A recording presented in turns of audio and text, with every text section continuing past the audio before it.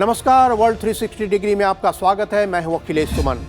भारत ने सूडान की लड़ाई में फंसे भारतीय लोगों को निकालना शुरू कर दिया है। 24 अप्रैल 2023 से यह प्रक्रिया शुरू हो गई है। भारत ने इसे ऑपरेशन कावेरी का नाम दिया है। प्रधानमंत्री नरेंद्र मोदी ने 21 अप्रैल को उच्च स्तरीय बैठक करके भारतीय अधिकारियों और दूतावास को इसके लिए आवश्यक निर्देश दिए थे। तो क्या होगा ऑपरेशन कावेरी के तहत? ऑपरेशन कावेरी के तहत भारत सरकार सूडान में रह रहे उन सभी भारतीय नागरिकों को वापस लाएगी जो भारत आना चाहते हैं। सूडान में अभी तकरीबन 3000 भारतीय लोग हैं। इनमें से कुछ सूडान के अस्थायी निवासी हो गए हैं और व्यापार में लग गए हैं और कुछ वहां मजदूरी करने गए थे।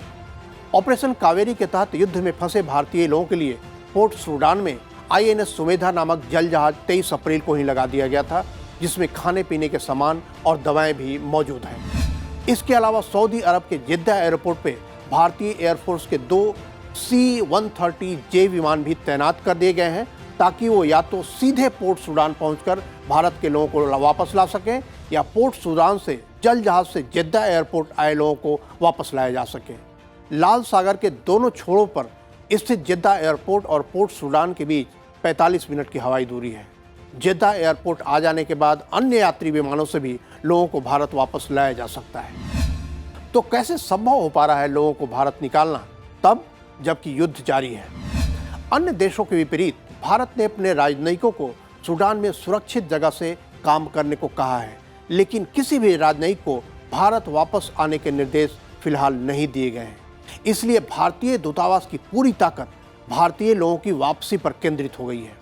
भारतीय राजनयिकों ने सूडान के दोनों लड़ाके पक्षों से संपर्क साध रखा है और उनकी रजामंदी से ही वापसी का काम शुरू हुआ है।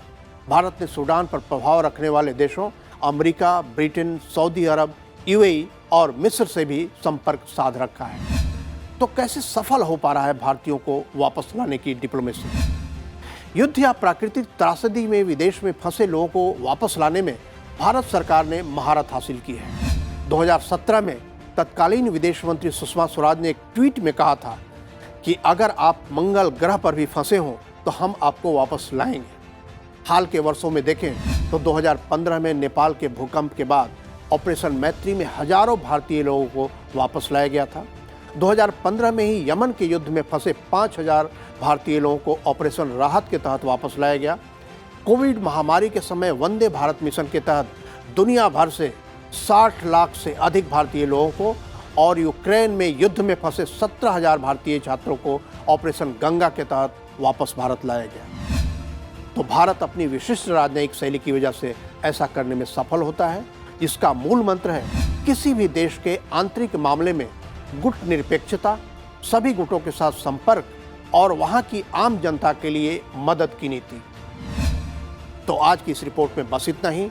नमस्कार।